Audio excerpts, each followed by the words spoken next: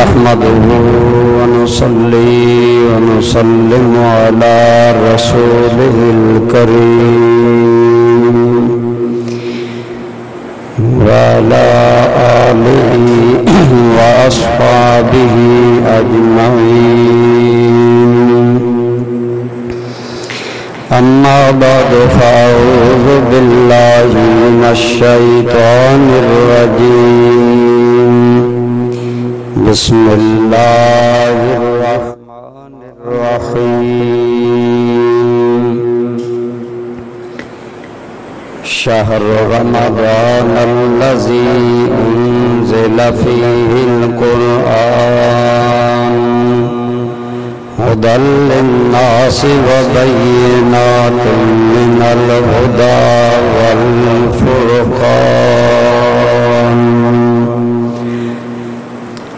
قال النبي صلى الله تعالى عليه وآله وسلم: يا أيها الناس قد أظلكم شهر عظيم مبارك فيه ليلة خير من 1000 شهر جعل الله صيامه فريضة وقيام ليله تطوعا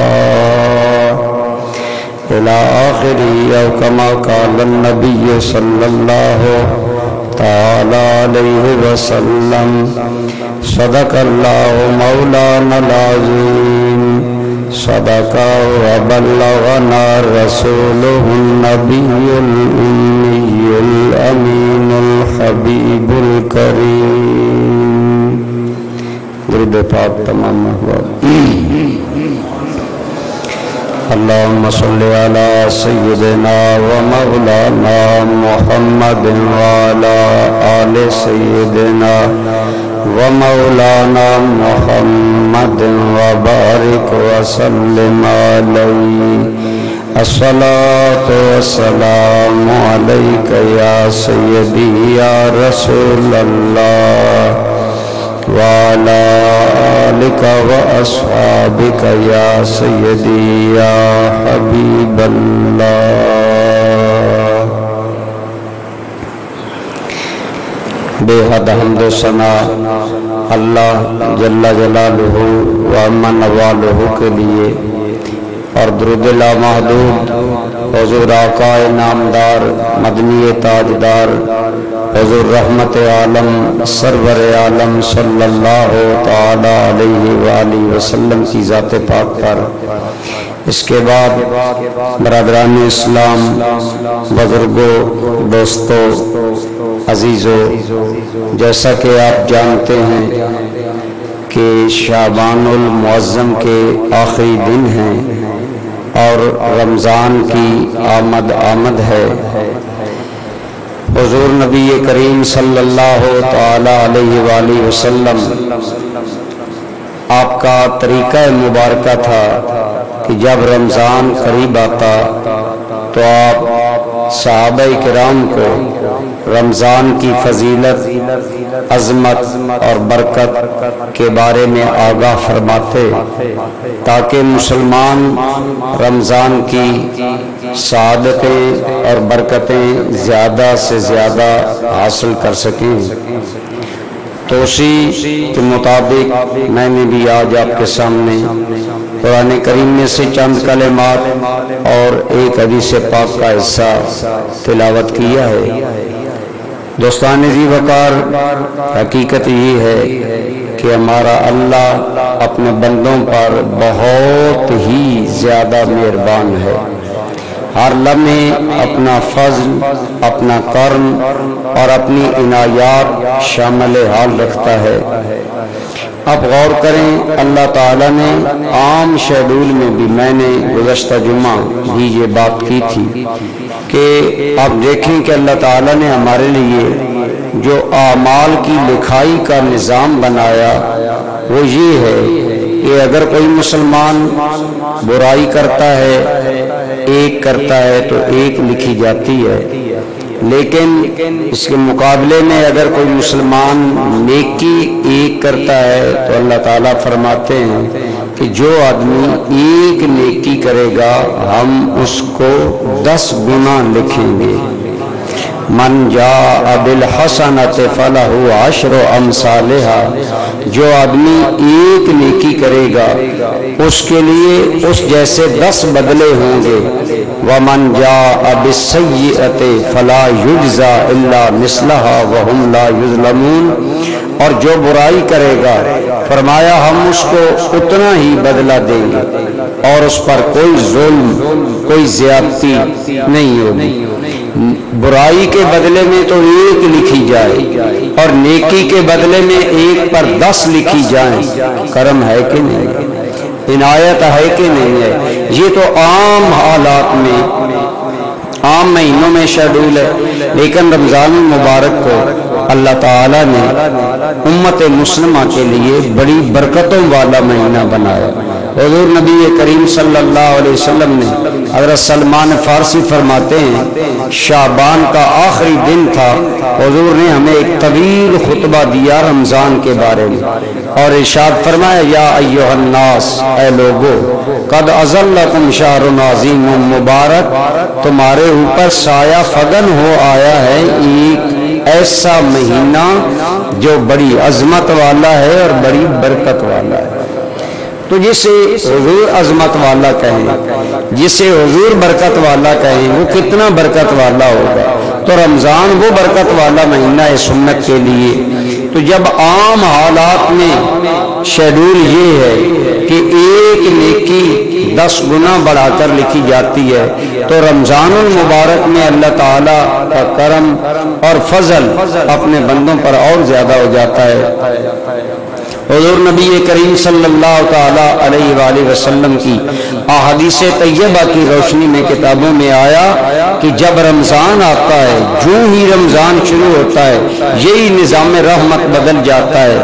عام مہینوں میں اگر مومن ایک نیکی کرتا ہے تو 10 لکھی جاتی ہیں، اور اگر رمضان المبارک آتا ہے تو مومن ایک نیکی کرتا ہے تو اللہ اس کا درجہ اور ثواب 700 گنا بڑھا دیتے ہیں۔ کہاں 10 اور کہاں 700۔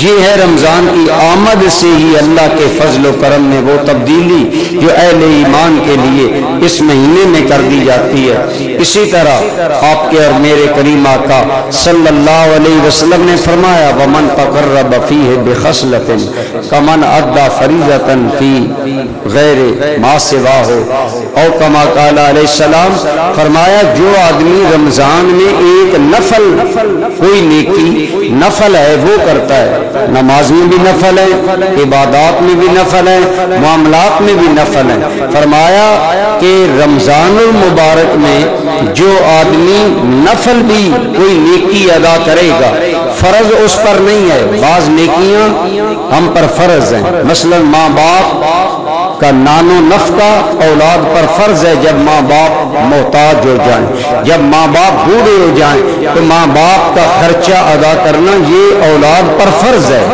لیکن عام حالات میں عام کسی غریب کی مدد کرنا یہ نفل ہے۔ تو فرمایا جو مومن رمضان مبارک میں نفل ادا کرتا ہے اسے ایسا ثواب ملتا ہے جیسا غیر رمضان میں وہ فرض ادا کرتا ہے۔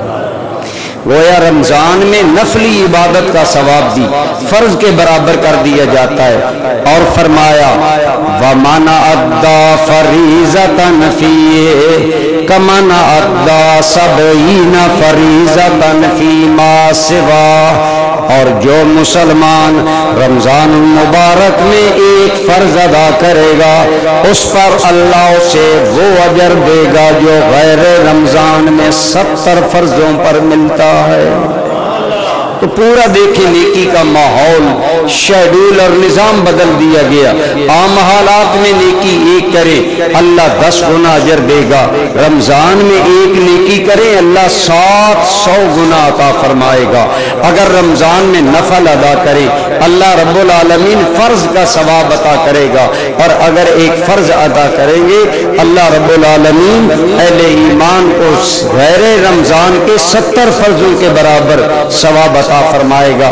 تو اس طرح آپ نے فرمایا کہ جو ہی رمضان آتا ہے اہل ایمان کے اجر میں اللہ تعالیٰ اضافہ فرماتے تھے۔ ان کے غلام ہیں، ان کا نام ہے حضرت سعد ابن عبادہ رضی اللہ تعالیٰ عنہ۔ آپ فرماتے ہیں ہم حضور کی بارگاہ میں چند آدمی گئے اور یہ ایام وہ تھے جب رمضان قریب آ رہا تھا، تو فرماتے ہیں حضور نے ہمیں نصیحت کی۔ اس سے پتہ چلا معاشرے کے بڑے آدمی کو، چھوٹے آدمیوں کو، یا جو ذمہ دار ہو، سربراہ خانہ ہو، سربراہ ادارہ ہو، سربراہ شہر ہو، سربراہ ملک ہو، جس آدمی کو اللہ نے عزت دی ہے اس کو چاہیے اگر اس کے پاس لوگ آئیں وہ انہیں خیر کی رہنمائی کرے۔ حضرت سعد ابن عبادہ فرماتے ہیں ہم چند آدمی حضور کی بارگاہ میں حاضر ہوئے تو آپ نے ہمیں فرمایا اے لوگو رمضان قریب آ گیا ہے اور سن لو یکش اللہ تعالی علیکم فیہ، جو ہی رمضان کا مہینہ آتا ہے اللہ تمہاری طرف خوب توجہ سے سایہ فگن ہو جاتا ہے۔ فرمایا رمضان جب آتا ہے تو اللہ اپنے بندوں پر خاص توجہ کرتا ہے، خاص اللہ تعالیٰ اپنے بندوں کی طرف توجہ فرماتا ہے۔ اور فرمایا اس توجہ کا اظہار کیا ہوتا ہے؟ فرمایا اللہ تعالیٰ اپنے بندوں پر ماہ رمضان کے آتے ہی خصوصی شفقت اور خصوصی نظر کرم فرماتا ہے اور اپنے بندوں پر متوجہ ہوتے ہیں۔ اور فرمایا کہ رمضان المبارک میں اللہ تعالیٰ اہل ایمان پر خصوصی کرم کرتا ہے کہ اللہ تعالیٰ انہیں یہ عزت بخشتا ہے کہ جو لوگ رمضان کی قدر کرتے ہیں ان کے لیے اللہ سمندر کی مچھلیوں کو حکم دیتا ہے کہ وہ ان کی مغفرت کی دعا کیا کرتے ہیں۔ اب دیکھیں کہ ہم تو ڈر رہے ہیں کہ رمضان بڑا گرم آ رہا ہے، روزے بڑے مشکل ہوں گے، تراویح بڑی مشکل ہوگی، اور ہم ادھر کانپ رہے ہیں۔ لیکن ادھر کرم کا عالم کیا ہے کہ اللہ اپنے بندوں پر شفقت اور کرم اور عنایت فرماتا ہے۔ ایک تو یہ کہ اللہ اپنے بندوں کی طرف خصوصی توجہ فرماتا ہے، اور اسی توجہ کا ایک حصہ یہ ہے کہ جو ہی رمضان کی پہلی رات آتی ہے تو اللہ کریم ملائکہ کو حکم دیتے ہیں کہ اے ملائکہ جنت کے دروازے کھول دو، جہنم کے دروازے بند کر دو اور سرکش شیطانوں کو قید کر دو۔ کیوں؟ تاکہ میرے محبوب کی امت کے لیے جنت کی طرف آنا آسان ہو جائے۔ گویا دیکھیں نا رمضان آیا، ہم تیار ہیں یا نہیں، ہم اپنا پلان کر رہے ہیں یا نہیں، لیکن اس کا کرم دیکھیں کہ وہ اپنے بندوں کے لیے کیسے اہتمام کر رہا ہے، کروا رہا ہے کہ وہاں عالم بالا میں جنت کے دروازے کھولے جا رہے ہیں، جہنم کے دروازے بند کیے جا رہے ہیں، اور سرکش شیطانوں کو قید کیا جا رہا ہے کہ وہ امت مصطفیٰ کو گمراہ نہ کر سکے۔ بلکہ ایک اور حدیث پاک میں آتا ہے اذا کانت اول لیلۃ من رمضان، جب رمضان کی پہلی رات آتی ہے، جو ہی رمضان کا چاند چڑھتا ہے تو جنت کے اندر ایک ہوا چلتی ہے۔ اللہ تعالیٰ ایک ہوا چلاتا ہے جنت میں، جنت تو جنت ہے، لیکن حدیث پاک میں آتا ہے رمضان کی ہر دن کو اور ہر رات کو اللہ اہل ایمان کے لیے جنت سجاتا ہے۔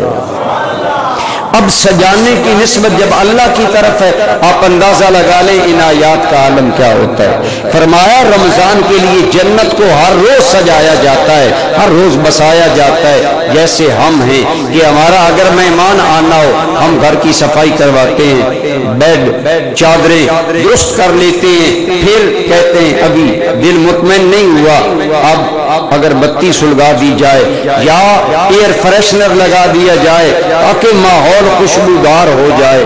ہمارا مہمان آئے ہم اپنی طاقت کے مطابق اہتمام کرتے ہیں، اللہ کے بارے میں واضح بات ہے، وہ قادر مطلق ہے، علی کل شیء قدیر ہے، صرف کن کہہ دے تو ہر چیز ہو جائے۔ لیکن حدیث میں بطور خاص آیا کہ ہر روز اور ہر دن اور رات کو نئے سرے سے جنت سجائی جاتی ہے۔ علماء نے فرمایا یہ الفاظ بتا رہے ہیں کہ اللہ اپنے بندوں پر انتہائی مہربان ہوتے ہیں اور انتہائی کرم نوازی کی حد ہوتی ہے۔ اور پھر رمضان کی پہلی رات جب آتی ہے تو جنت میں ایک ہوا چلتی ہے، حدیث میں اس ہوا کا نام ہے سبیر، سا با یا رے را، یہ سبیر اس ہوا کا نام ہے۔ جب وہ چلتی ہے حدیث پاک میں آتا ہے وہ ہوا اتنی دل فریب، اتنی دل خوشا، اتنی حیات بخش اور اتنی خوشبوؤں سے مہکی ہوتی ہے کہ جب وہ ہوا جنت کے مختلف حصوں سے گزرتی ہے تو جنت کے اندر ملائکہ رہتے ہیں، غلمان رہتے ہیں، حوریں رہتی ہیں، لیکن عام ملائکہ، غلمان اور عام حوروں سے اعلیٰ درجہ حوران عین کا ہے۔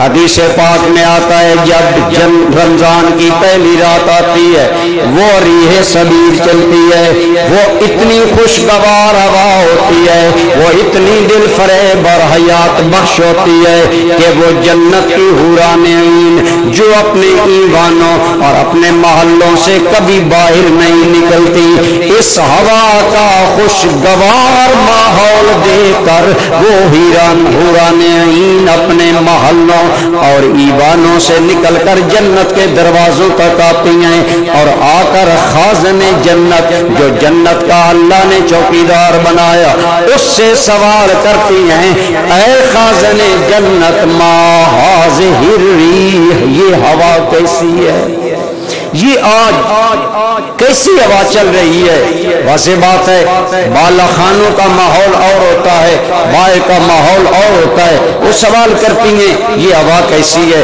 وہ جواب دیتا ہے خازن جنت، یہ جنت کا چوکیدار ہوتا ہے کہ ھذہ اول لیلۃ من رمضان، یہ رمضان کی پہلی رات ہے نا، استقبال رمضان میں یہ ہوا چلائی جا رہی ہے۔ تو دوستان ذی وقار، ہم رمضان کا استقبال کریں نہ کریں، وہاں رمضان کا استقبال کس انداز میں ہو رہا ہے کہ وہاں ایک خوشگوار ہوا جب چلتی ہے تو وہ حوران عین یہ سوال کرتی ما رمضان کیا ہے؟ وہ جنت کا چوکیدار جواب دیتا ہے یہ وہی تو مہینہ ہے جو اللہ نے اپنے آخری نبی کی امت کو عطا کیا، اور اس مہینے کو اللہ نے یہ شان بخشی ہے کہ اس کے پہلے 10 دن رحمت ہیں، اس کے دوسرے 10 دن مغفرت ہیں، اور آخری 10 دن جہنم سے آزادی کے مہینے ہیں۔ تو دوستان گرامی قدر، جب وہ حوران عین اس خازن جنت کے منہ سے رمضان کی تعریف سنتی ہیں اور اس ہوا کی خوشگواری ملاحظہ کرتی ہیں اور پھر کہتے ہیں کہ اللہ نے یہ مہینہ حضور کی امت کے لیے بنایا ہے، تو حدیث پاک میں آتا ہے وہ جنت کی حوریں ایک دعا مانگتی ہیں۔ آئیے سنیے وہ جنت کی حوریں کیا دعا مانگتی ہیں، اس سے ہمیں احساس ہونا چاہیے کہ اللہ اپنے بندوں کے اعزاز میں کیسے انتظام کرواتا ہے۔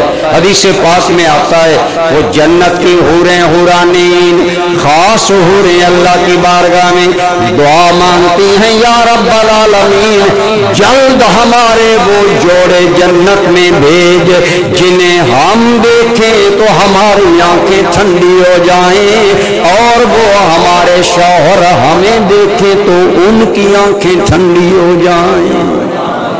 گویا اس پر اگر آپ غور کریں تو وہ جنت کی حوریں تمنا کرتی ہیں کہ یا اللہ وہ امت مصطفیٰ میں سے مرد جو ہمارے شوہر بننے والے ہیں انہیں جلد ہمارے پاس پہنچا، اور اس جمال، اس نکھار، اس حسن کے ساتھ انہیں ہمارے پاس پہنچا کہ ہم دیکھیں تو ہماری انہیں دیکھ کر آنکھیں ٹھنڈی ہو جائیں، اور جب ان کی نظر ہم پر پڑے تو ہمیں دیکھ کر ان کی آنکھیں ٹھنڈی ہو جائیں۔ کس قدر حسن کا عالم ہوگا۔ حدیث پاک میں آتا ہے مومن دنیا میں تو مختلف کیفیات ہوتی ہیں، بعض لوگ طبعاً کمزور ہوتے ہیں، بعض لوگ بیمار ہوتے ہیں، بعض لوگ نیکی اپنا کر ان کی صحت متاثر ہوتی ہے۔ روایات میں آتا ہے صحابہ کرام خوف خدا میں اتنا روتے تھے کہ بعض صحابہ کرام کے رخساروں میں لائنیں بن گئی تھیں زیادہ آنسو بہنے کی وجہ سے۔ دنیا میں تو ایسا ماحول ہوتا ہے، لیکن حدیث پاک میں آتا ہے اللہ ہر مومن کو جنت میں داخلے سے پہلے ایک نیا نبیلا دولہا بنا کر جنت میں داخل فرمائیں گے۔ تو گویا اس وقت مومن کے حسن کا یہ عالم ہوگا کہ جنت کی حوریں بھی عرض کریں گی یا رب العالمین ہمارے وہ شوہر جلد، ہمارے وہ جوڑے جلد جنت میں آئیں جن کی وجہ سے ہمیں یہ سکون ملے گا کہ ہم انہیں دیکھیں گی تو یا رب العالمین ہمارا دل باغ باغ ہو جائے گا۔ تو گویا اللہ رب العالمین تو ہمارے لیے جنت بسا رہا ہے، جنت مہکا رہا ہے، جنت کو آراستہ کیا جا رہا ہے اور جنت کو نیا نکھار اور نیا جوبن اور بہار دی جا رہی ہے۔ لیکن کیا ہم بھی کوئی رمضان کے لیے اپنے آپ کو تیاری کرتے ہیں؟ حضور نبی کریم صلی اللہ تعالی علیہ وآلہ وسلم آپ اور صحابہ کرام، آپ جب صحابہ کرام کو رمضان کی ترغیب دلاتے تو صحابہ ضروری کام شعبان میں مکمل کر لیتے، مشکل کام اپنے شعبان رجب میں مکمل کر لیتے اور دعائیں مانگتے تھے اللہم بلغنا الی رمضان، یا اللہ کرم فرما ہمیں رمضان دیکھنا نصیب فرما۔ اب دیکھیں نا، دیکھنا تو رمضان اس میں ہے جس کے مقدر میں ہے، لیکن صحابہ کا دعائیں مانگنا یہ رمضان کے لیے چاہت ہے، یہ رمضان کے لیے خواہش ہے، یہ رمضان کے لیے محبت ہے اور یہ رمضان کا استقبال ہے اور انتظار ہے۔ تو صحابہ کرام یوں انتظار کرتے، استقبال کرتے، خواہشیں کرتے کہ اللہ ہمیں رمضان تک پہنچا دے اور ضروری کام سمیٹ لیتے تاکہ ہم رمضان کے لیے ایزی ہو جائیں اور رمضان میں روزے رکھ سکے، تراویح پڑھ سکے اور عبادات کر سکے۔ اور میرے آقا صلی اللہ تعالی علیہ وآلہ وسلم نے فرمایا کہ اے سعد بن عبادہ جب رمضان آتا ہے اللہ اپنے بندوں کی طرف توجہ فرماتا ہے اور اللہ تعالیٰ اپنے بندوں پر یوں خاص نظر رحمت فرماتا ہے کہ روزے داروں کے منہ سے جو بدبو آتی ہے اللہ کی بارگاہ میں وہ بدبو کستوری سے بھی زیادہ محبوب ہو جاتی ہے۔ اور اللہ تعالی سمندر کی مچھلیوں کو حکم دیتے ہیں وہ اہل ایمان کے لیے بخشش کی دعائیں کرتی ہیں۔ اور میرے آقا نے فرمایا اے میرے صحابہ کرام رمضان المبارک میں اللہ تمہارے اوپر فرشتوں کے سامنے ناز کرتا ہے۔ اب ناز کیسے کرتا ہے اللہ تعالیٰ؟ جب مومن عبادت کرتے، واضح بات ہے جب رمضان آتا ہے مسلمان کی عبادت کا شیڈول بدل جاتا ہے، عبادت زیادہ ہو جاتی ہے۔ دوستان گرامی قدر احادیث مبارکہ میں آتا ہے حضور رمضان میں کمر بستہ ہو جاتے تھے، زیادہ تب دو کرتے تھے۔ آپ اگر غور فرمائیں حضور تو سید المعصومین ہیں، لیکن حضور کا رمضان میں زیادہ کوشش کرنا یہ امت کے لیے رہنمائی تھا کہ امت بھی رمضان میں زیادہ محنت کرے۔ اور آپ نے فرمایا اے صحابہ ارو تنافسکم اللہ فیہ، رمضان کے اندر اللہ کو دکھایا کرو اپنی مقابلہ بازی، یعنی نیکی میں تمہارا ماحول یوں بدل جائے ہر بندہ آگے بڑھنا چاہے، یہ کہے میں نے زیادہ اللہ کی بندگی کرنی ہے، وہ کہے میں نے زیادہ بندگی کرنی ہے۔ فرمایا اس کو عربی میں کہتے ہیں تنافس، تنافسا یتنافس، تنافسن کا معنی ہوتا ہے مقابلہ کرنا۔ فرمایا رمضان میں نیکی کے لیے اپنا مقابلہ رب کو دکھایا کرو، یعنی خوب محنت کیا کرو، خوب کوشش کیا کرو اور رمضان مبارک میں مستعد ہو جایا کرو، تیار ہو جایا کرو۔ ہم تو ایک قرآن سننے سے عاری ہوتے ہیں نا، رمضان میں ایک قرآن سننا سنت ہے الگ، اور ہر روز تراویح ادا کرنا یہ الگ سنت ہے۔ اس لیے رمضان میں ایک قرآن سننے کا ضرور اہتمام کرنا چاہیے۔